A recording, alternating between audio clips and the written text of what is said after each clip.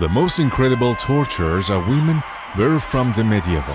In the medieval, women were severely tortured, from placing iron objects in their genitals to putting women on big saws and cutting the sensitive parts of their bodies. What if I told you that throughout history, some of the most horrific torture methods were specifically designed to target women? The medieval period wasn't just about knights and castles. It was an era where barbaric cruelty reached unimaginable heights. From devices that slowly tore bodies apart to public humiliation rituals that destroyed souls, these methods were so brutal that even hardened executioners would sometimes refuse to carry them out. Today we're diving into the darkest chapter of human cruelty. But I warn you, what you're about to discover will challenge everything you thought you knew about medieval justice. Let's uncover these horrifying truths together. Stoning, ancient cruelty that persists today. Perhaps no punishment is more chilling than stoning. Even today, women in 15 countries around the world face this ancient form of execution. The medieval process was methodical in its cruelty. A pit would be dug just deep enough to hold a woman up to her neck, with her arms bound to prevent escape. Then groups of people would throw stones at her head and neck until she died from the accumulated trauma. What made this punishment particularly sadistic was its community aspect. Unlike other execution methods carried out by professional executioners, stoning required the participation of ordinary citizens. Neighbors, acquaintances, even family members were expected to participate in the killing. The crimes that warranted stoning were often related to women's sexuality or autonomy, adultery, premarital sex, or even being the victim of rape. The punishment wasn't just about the individual woman, it was about controlling all women through fear. The Iron Maiden of Shame, the Scold's Bridle. Picture this. A woman speaks her mind, and suddenly she's branded as a nagging wife or gossip. In medieval times, this wasn't just social disapproval. It was grounds for one of the most psychologically devastating punishments ever conceived. The Scold's Bridle, also known as the gossip's bridle, was an iron cage designed to fit over a woman's entire head. But here's where it gets truly sinister. Many versions included a metal plate with spikes that pressed against the tongue, making speech not just difficult, but agonizing. The woman would then be paraded through town, forced to endure public humiliation, while the device cut into her flesh with every attempt to speak or swallow. What made this torture particularly cruel wasn't just the physical pain, it was the complete destruction of dignity. These women were often guilty of nothing more than having opinions, yet they were transformed into public spectacles, their humanity stripped away piece by piece. Burning at the stake, the ultimate public spectacle. When we think of witch trials, burning at the stake immediately comes to mind. But the reality was far more complex and cruel than most people realize. This wasn't just execution, it was theater, designed to terrorize entire communities into submission. The process was carefully orchestrated. Women accused of witchcraft, heresy, or adultery would be tied to a stake surrounded by carefully arranged kindling. If they were fortunate, they might lose consciousness from smoke inhalation before the flames reached them. But many weren't so lucky. The flames would start at the feet, slowly working their way up the body. The victim would experience the burning of skin, then muscle, then deeper tissues. When the fire finally damaged the nervous system enough to stop pain signals, there was a brief moment of relief. But by then, death was imminent. What's most disturbing is how these executions became community events, with entire families gathering to watch. Children grew up thinking this level of cruelty was normal, perpetuating cycles of violence that lasted for generations. The Spanish donkey, slow division of the human body. Despite its almost comical name, the Spanish donkey was anything but amusing. This device consisted of a sharp, triangular wooden beam mounted on legs, resembling a sawhorse. but its purpose was far from construction work. Women were forced to straddle this device, with the sharp edge positioned between their legs. The torture began as a slow cutting process, but torturers had ways to make it worse. They would tie heavy stones to the victim's feet, increasing the pressure and accelerating the cutting process. The psychological aspect was just as brutal as the physical. Victims were forced to remain conscious throughout the ordeal, watching their own bodies being slowly destroyed.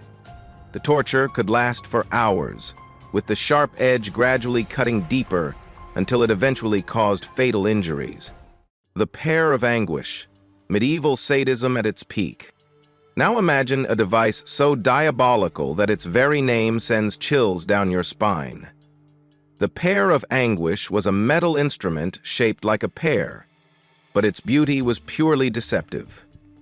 This device consisted of 4 metal leaves that could be slowly expanded by turning a screw mechanism. The horror lay in its application. Inserted into body cavities, the device would be gradually opened, causing internal damage that was both excruciating and often fatal. Women accused of adultery, witchcraft, or even speaking against their husbands faced this unspeakable torture. What's most disturbing is how the device embodied medieval society's obsession with controlling women's bodies and sexuality.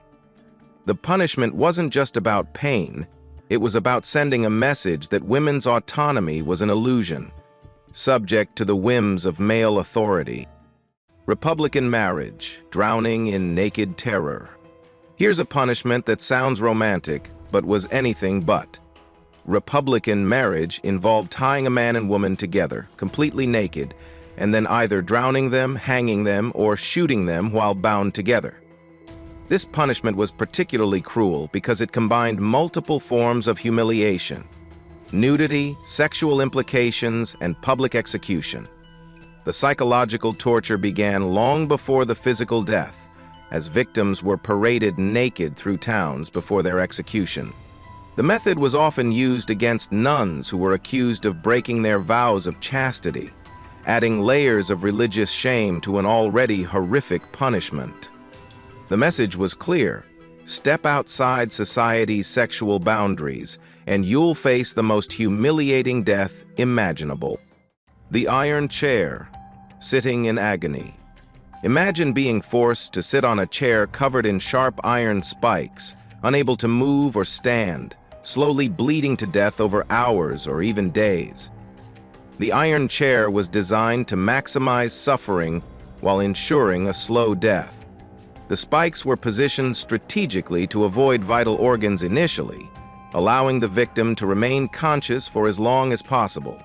Sometimes, torturers would light a fire beneath the chair, adding burns to the puncture wounds and making the metal hot enough to sear flesh. What's particularly disturbing about this method is how it perverted something as basic as sitting, a fundamental human comfort, into an instrument of death. The psychological impact was immense, as victims knew that every slight movement would drive the spikes deeper into their bodies. Death by crushing, when elephants became executioners. Here's something that will shock you. For over 4,000 years, trained elephants were used as instruments of execution across Southeast Asia. But this wasn't a quick death. It was choreographed suffering. The condemned woman would be tied to a stone platform, completely helpless. Then, a specially trained elephant would be commanded to slowly crush different parts of her body, starting with the limbs and working toward vital organs. The elephant's handlers could control the pace, ensuring maximum suffering before the inevitable end. What makes this method particularly haunting is how it turned one of nature's most intelligent creatures into an instrument of human cruelty. These elephants were trained from birth to understand commands for torture, creating a system where even animals became complicit in human suffering. The saw, brutal efficiency in human cruelty. Sometimes, the most horrific tortures were also the most economical. All that was needed for this method was a saw and 2 executioners willing to use it. Women accused of witchcraft, treason, or adultery would be hung upside down and slowly sawed in half, starting from between their legs. The inverted position served a cruel purpose. It ensured maximum blood flow to the brain, keeping the victim conscious for as long as possible. Without anesthesia, women could feel every tooth of the saw as it cut through their bodies. This method was popular partly because of its cost-effectiveness, but also because of its psychological impact on witnesses. The slow, methodical nature of the torture served as a powerful deterrent to anyone considering challenging authority. These methods weren't just about punishment. They were about control, fear, and the systematic oppression of women throughout history. While we've moved beyond these dark practices in most of the world, understanding this history is crucial for recognizing how far we've come and ensuring we never return to such barbarism.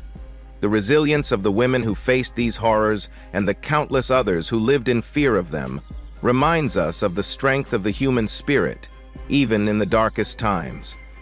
Their stories deserve to be remembered, not just for their suffering, but for their courage in the face of unimaginable cruelty. If this historical deep dive opened your eyes to the realities of medieval justice, make sure to hit that like button and subscribe for more fascinating and disturbing historical content. What shocked you most about these medieval torture methods? Let me know in the comments below. I read every single one.